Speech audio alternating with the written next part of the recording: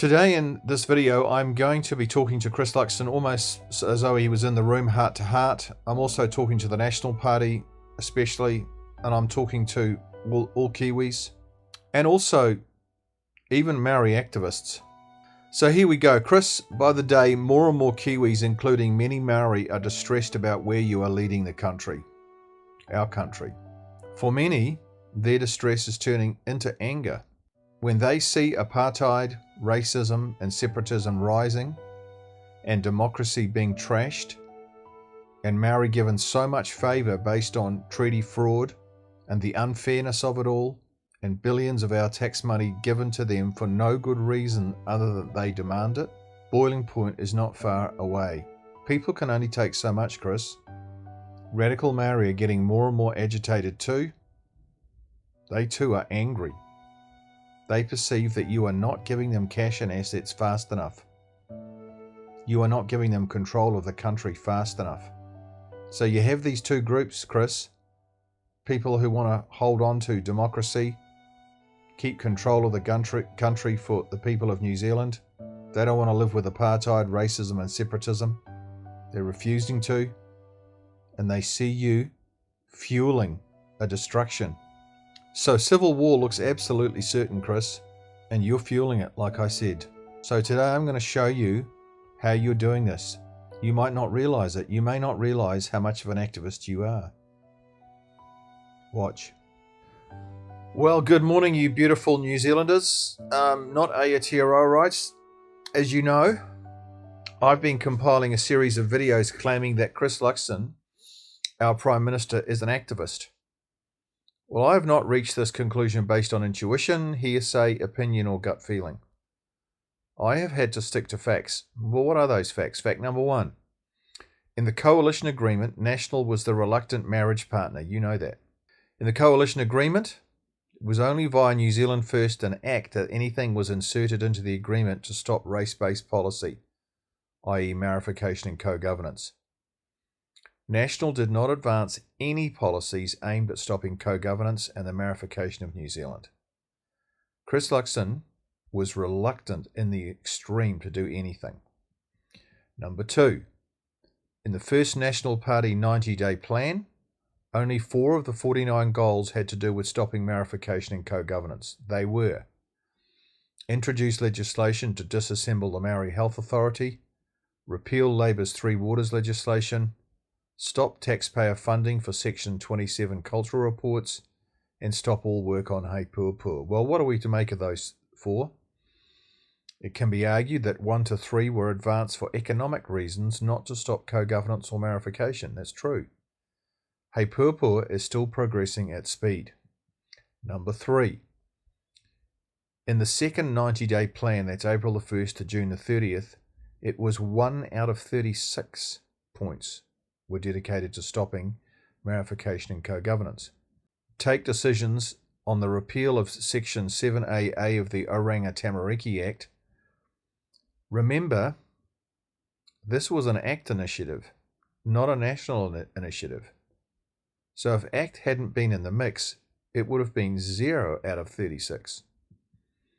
Be honest, are these signs of a party wanting to stop Maorification and co-governance? You know the answer.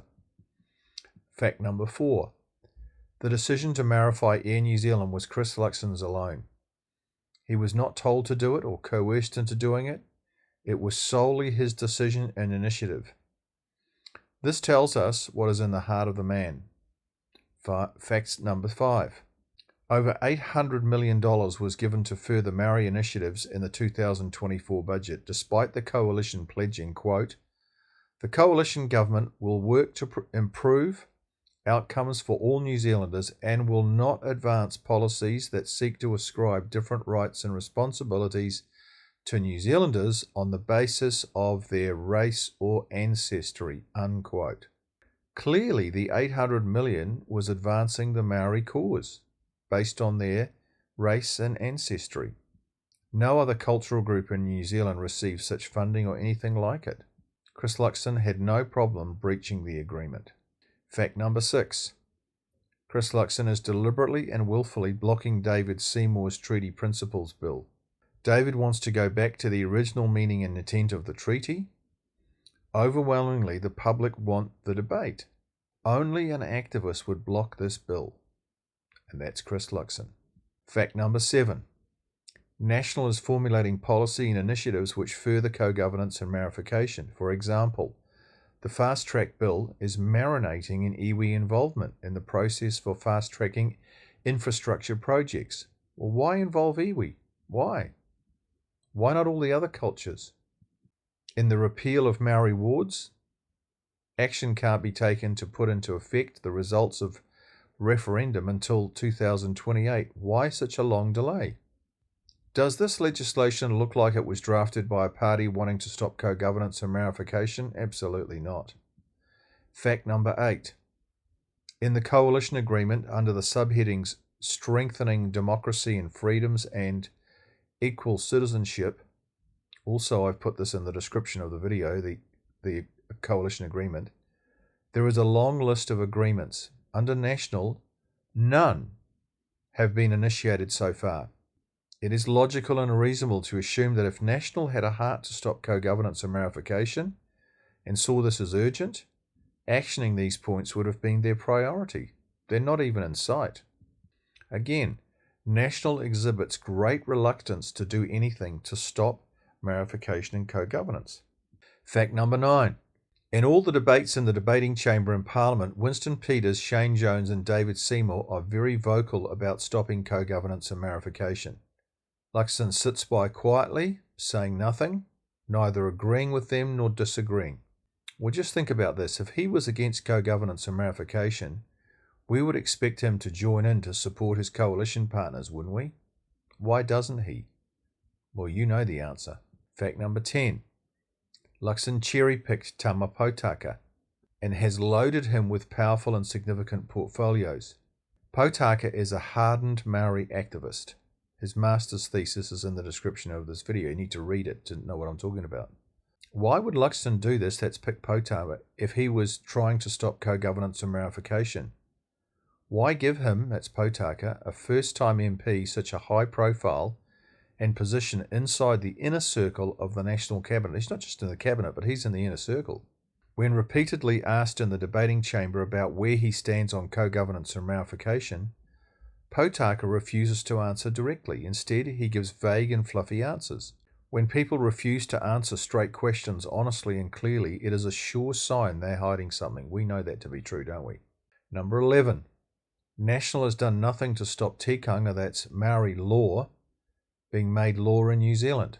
They could have stepped in and said no and overruled the High Court, Supreme Court, but they haven't. They just let it run. Fact number 12. National has done nothing to stop the beaches and coastline being gifted to Maori. Instead, when one writes to the MP in charge, Goldsmith, we are reassured that everything will be okay.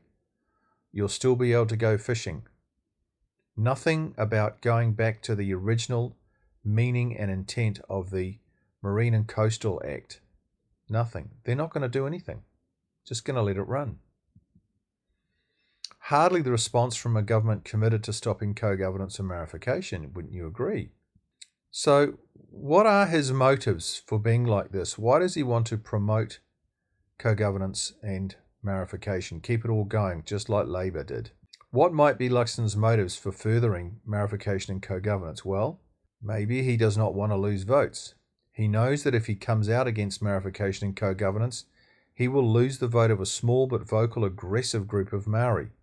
This is definitely in the mix. The vocal and aggressive Maori might influence other National voters to ditch National, so it's way too risky for Luxon to come out.